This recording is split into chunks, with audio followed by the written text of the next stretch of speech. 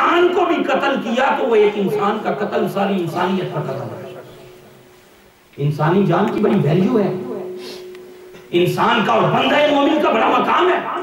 کہ علماء موجود ہے, پوچھئے ان سے کہ حضور کریم علیہ السلام ایک دن طواف کعبہ فرما رہے تھے اور طواف کعبہ کرتے ہوئے کعبے کی طرف حضور کریم علیہ السلام نے رخ انور فرمایا او کعبہ تیری بڑی شان ہے, تیرا بڑا مقام ہے, اللہ نے تجھے بڑی عزت عطا کی ہے, لیکن سن لے تجھ سے بڑھ کر ایک بندہ مومن کی عزت ہوگی, تجھ سے بھی بڑھ کر ایک بندہ مومن کا مقام ہے.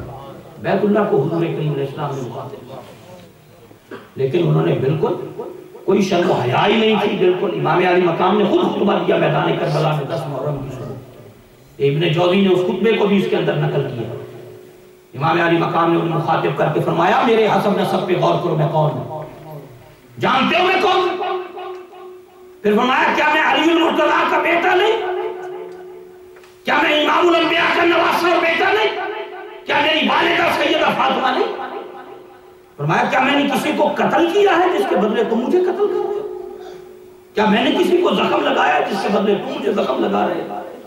کیا میں نے کسی کا مال لوٹا ہے جس کے بدلے تم مجھے لوٹ رہے ہو؟ فرمایا میرے قتل کو کیوں اپنے لیے حلال کر رہے ہو؟ حضرات یہ جو اس گری ہوئی حرکت پہ یزیدی وہ ٹولہ اترا آیا تھا, اس کی وجہ کیا تھی؟ وجہ یہ تھی کہ دل سے بزرگوں کا وہ احترام ختم ہو گیا. یہ جو آج مزارات پہ حملے ہو رہے ہیں, مزارات کو شہید کیا جا رہا ہے, قبروں سے مردوں کو نکال کے درختوں سے لٹکا کے ان کے اوپر گولیاں چلائی جا رہی ہیں, کہیں مساجد پہ حملے ہو رہے ہیں, کہیں بے گناہ لوگوں کو بم دھماکوں کی نظر کیا جا رہا ہے. یہ سارا کچھ کیوں ہے؟ یہ اسی لیے ہے کہ ادب و احترام دل سے بزرگوں کا اٹھ گیا. ان کے دلوں کے اندر بھی اہل بیت اطہار کی وہ محبت نہ رہی تھی. اگر محبت کا تعلق ہوتا تو یہ گری ہوئی حرکت نہ کرتا. محبت ان کے اندر سے نکل گئی تھی. امام علی مقام ہر چیز سامنے تھا. اور پھر آپ دیکھ لیں ہزاروں لوگ تھے, کلمہ پڑھنے والے تھے, اذان بھی دیتے تھے, نماز بھی پڑھتے تھے. وہاں ابن سعد جماعت کرواتا تھا, یہاں امام حسین جماعت کرواتا تھا. میں یہاں یہ بات بالخصوص آپ کی خدمت میں عرض کرنا چاہوں گا, ہم بھولے لوگ ہیں, سنیے, ہم بعض اوقات تعداد دیکھ کر ہی گھبرا جاتے ہیں کہ شاید حق پہ یہ بندہ ہے جس کے ساتھ یہ ہزاروں لوگ بیٹھے ہوئے ہیں. ہمیں آ کے کہتے ہیں لوگ مولانا حضرت جی دیکھو ہزارہ لوگ ایک تقریر سنتے, پہلے قرآن دی ایک آیت پڑھ پڑھ کے سنا رہے. لوگ کہتے ہیں آ کے کبھی بھی تعداد کو دیکھ کر حق کا تعین نہ کیا کریں. حق کا تعلق کبھی تعداد کے ساتھ نہیں ہوتا, عقیدے اور عمل کے ساتھ ہوتا ہے. نعرہ تکبیر, نعرہ رسالت, نعرہ تحقیق, نعرہ حیدری, شہدائے کربلا. کبھی اس بات سے کیوں, یہاں 72 افراد تھے, وہاں ہزاروں تھے. 10,000 سے زائد کا لشکر تھا جو امام حسین کے مقابلے میں کھڑا تھا یزید کا. 10,000 سے زائد لوگ تھے وہاں, سیم کلمہ پڑھ رہے تھے, سیم نمازیں پڑھ رہے تھے, سیم قرآن کی تلاوت کر رہے تھے. ادھر حسین جماعت کرا رہے تھے, 72 افراد پیچھے پڑھ رہے تھے. کہتا ہے دنیا میں آج کوئی کہ حق پر وہ تھا یا حق پر ہزاروں تھے؟ سب کہتے ہیں وہ لعنتی اور جہنمی تھے. حق پر اگر تھا تو مصطفیٰ کا نواسہ تھا. ہے کوئی کہنے والا کہ وہ حق پر؟ اس کا معنی کیا ہوا کہ تعداد, کلمہ پڑھنا, قرآن پڑھنا, نمازیں پڑھنا, یہ نہیں رب کی بارگاہ میں دیکھا جاتا. دیکھا یہ جاتا ہے عقیدہ کس کا اچھا ہے اور عمل کس کا اچھا ہے. ہزاروں میں 72 تن تھے تسلیم و رضا والے, ہزاروں میں 72 تن تھے تسلیم و رضا والے. حقیقت میں خدا ان کا تھا اور یہ تھے خدا. کبھی بھی تعداد دیکھ کر تعین نہ کیا کریں حق کا کہ یہ قرآن کے ریفرنس بڑے دیتا ہے. اب وہ جو دیتا رہا, پھر دنیا نے یہ بھی ایک بڑا فائدہ میڈیا کا ہو گیا کہ وہ لوگ جو بڑے بڑے چھپے ہوئے تھے نا, اور ان کے اندر جو بغض چھپا ہوا تھا وہ نکل کے سامنے آ گئے. اس میڈیا کے کئی نقصانات اور کئی فائدے بھی بڑے ہوئے. یعنی وہ جو چیزیں اندر تھی, برتن کے اندر دودھ ہوگا تو دودھ ہی باہر نکلے گا, گند ہوگا تو گند باہر نکلے گا, شربت ہوگا تو شربت باہر نکلے گا. وہ جو یزید کی وکالت اور وہ تھی نا, وہ میڈیا پر نکل آئی. کہیں رضی اللہ تعالیٰ لوگ کہہ رہے ہیں, کبھی کہہ رہے ہیں شہزادوں کی جنگ تھی, کبھی کچھ کہتے ہیں, کبھی کچھ کہتے ہیں. وہ ہر چیز نکل کے باہر آ گئی. حضرات محترم خوش قسمت لوگ ہیں آپ جنہیں اللہ نے رسول اللہ کے شہزادے کی محبت عطا کی. اہل سنت کے لوگوں مبارکباد کے لائق ہو. ہم صحابہ کو بھی سر کا تاج سمجھتے ہیں اور رسول اللہ کے گھرانے کو بھی سر کا تاج سمجھتے ہیں. ہم دونوں سے پیار کرتے ہیں. نہ ہم خارجی ہیں نہ ہم رافضی ہیں, ہم اہل سنت ہیں. اہل سنت کا ہے بیڑا پار اصحاب رسول, نجم ہیں اور ناؤ ہے اطرت رسول اللہ. ہم دونوں سے پیار کرنے والے لوگ ہیں, ہم دونوں کو اپنا ایمان سمجھتے ہیں, ان سے محبت کرتے ہیں, ہمیں ناز ہے ان پر. اور جو رسول اللہ علیہ السلام کے گھرانے سے محبت کرنے والے لوگ ہیں حضرات, اللہ دنیا میں بھی انہیں عزت عطا کرتا ہے, اللہ قیامت کے دن بھی عزت عطا کرتا ہے. امام علی مقام رضی اللہ تعالیٰ عنہ کی سیرت کا یہ سبق حضرات, میں اسی پر گفتگو کو ختم کرتے ہوئے یہ بات عرض کروں گا. ہم محبت کرتے ہیں, محبت کا تقاضا ہے ہمارے کردار میں حسینی جھلک نظر آنی چاہیے. آج امام علی مقام کے ذکر کی مجلس میں آنے والوں, دل میں تحیہ کر لو, آج کے بعد 5 وقت یہ پیشانی خدا کی چوکھٹ پہ جھکا کرے. آج تحیہ کر کے جائیں کہ امام علی مقام کے ذکر کی مجلس میں بیٹھا ہوں, آج سے اپنی نگاہوں کی حفاظت کروں گا, ان نگاہوں کو شرم و حیا کا پیکر بناؤں گا.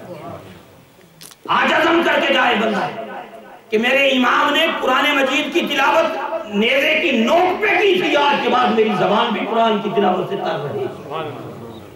ترک نہیں کروں گا رسول کائنات صلی اللہ علیہ وسلم پر نازل ہونے والی قرآن. حضرات سادے سے لفظوں میں دیکھ لیں, کیا تھا؟ بدکردار انسان تھا, شرابی تھا, زانی تھا, بدماش تھا, عیش و عشرت کی محفلیں سجائیں, یہ سب یزیدیت کے لوگ. میں آسان لفظوں میں کہتا ہوں, نماز نہ پڑھنا یزیدیت ہے, شراب پینا یزیدیت ہے, عیش و عشرت کی مجلس سے سجانا یزیدیت ہے, ساری ساری رات بے حیائی کے کام کرنا یزیدیت ہے, اور راتوں کو مصلی پر بیٹھ کر اپنے رب کو منانا یہ حسین.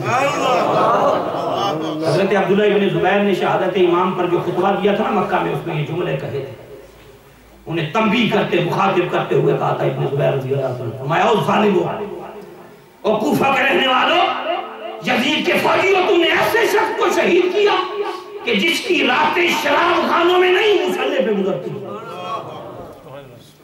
تم نے ایسے شخص کو شہید کیا جو دل میں روزے رکھتا تھا, جو تلاوت قرآن سے محبت کرتا تھا, عبادت الہی سے محبت کرتا تھا, جس کی راتوں کی تنہائیوں میں جو اپنی پشت پہ سامان اٹھا کر غریبوں مسکینوں کے گھروں میں تقسیم کیا کرتا. یہ پیچھے کمر کے اوپر امام زین العابدین سے پوچھا شہادت کے بعد کہ پشت جو ہے اس کے اوپر یہ نشان کس چیز کے ہیں, جیسے کوئی بندہ بڑا بوجھ اٹھاتا رہا. فرمایا رات کے اندھیرے میں امام علی مقام غریبوں کے لیے بوجھ خود اپنی پشت پہ اٹھا کر ان کی دہلیز تک لے جایا کرتا. خدمت انسانیت کا سبق امام علی مقام نے دیا. حضرات یہ ان کی سیرت کے روشن پہلو ہے اور ان سے محبت کا یہ تقاضا ہے. خدا کے لیے اپنی ذمہ داریوں کا ہمیں احساس کریں, اپنے عقیدوں کو سمجھو. یہاں بڑی بڑی اس وقت ہوائیں چل رہی, کہیں رافضیت کی ہوائیں, کہیں خارجیت کی ہوائیں. رافضی بھی خارجی بھی, کوئی صحابہ کی میڈیا پر بیٹھ کے توہین کرتا ہے, کوئی رسول اللہ کے اہل بیت کی توہین کرتا ہے. کل پرسوں ہمارے ہاں وہاں آئے, 3 گھنٹے ایک مولانا لگے رہے, ریڈیو پر تقریر کرتے رہے کہ یزید بڑا اچھا تھا, مومن تھا, مسلمان تھا, برا نہ کرو, لعنت نہ کرو. میں کہا اگر اتنا ہی تجھے اس سے محبت ہے تو پھر ایسا کر کہ تو رات کو اٹھ, 2 رکعت نماز پڑھ اور اس کے بعد پھر مصلی پہ بیٹھ کے دعا کر کہ اللہ میرا حشر یزید والا کر. اور اگر یہ دعا کرتے ہوئے تیری زبان لڑکھنانا شروع ہو جائے نا تو پھر اسی مصلی پہ بیٹھ کے توبہ کر کے واپس آ جانا, میرے حسین کا دروازہ کھلا ہوگا. حضرات اہل بیت کی محبت, حضرت عبداللہ ابن مسعود کا بڑا پیارا قول ہے. حضرت عبداللہ ابن مسعود وہ شخصیت جن کے متعلق سرور عالم صلی اللہ علیہ وسلم نے فرمایا میری امت کے لیے جس بات کو عبداللہ ابن مسعود پسند کر لے اسے اللہ بھی پسند کرتا ہے, اللہ کا رسول بھی پسند کرتا ہے. وہ عبداللہ ابن مسعود فرماتے ہیں, آپ کا قول ہے, فرمایا لوگوں اہل بیت کی 1 دن کی محبت 1 سال کی عبادت سے بہتر ہے. اہل بیت کی 1 دن کی محبت, ہمیں ناز ہے ان کی غلامی پر, خدا کی قسم. ہم محبت کرتے ہیں، پیار والے لوگ ہیں، ہماری تو ہر وقت یہ دعا ہے اللہ ہمیں ان کی محبت میں ہی زندہ رکھنا، موت بھی اہل بیت کی محبت میں عطا کرنا، اور قیامت کے دن بھی ہمیں رسول اللہ کے گھرانے کی نوکری عطا کرنا، حضور کے گھرانے کی سنگت، قرب، سایہ، شفقت کا ہم سب کو نصیب کر دینا۔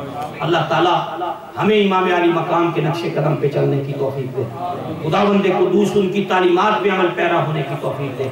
اللہ اس محفل پاک کو اپنی بارگاہ میں قبول فرما لے، اور اللہ رب العزت اپنے فضل و کرم سے جت بھی احباب نے، دوستوں نے اس میں حصہ لیا، اللہ انہیں دنیا میں بھی عزت عطا کرے، آخرت میں بھی عزت عطا کرے۔ وآخر دعوانا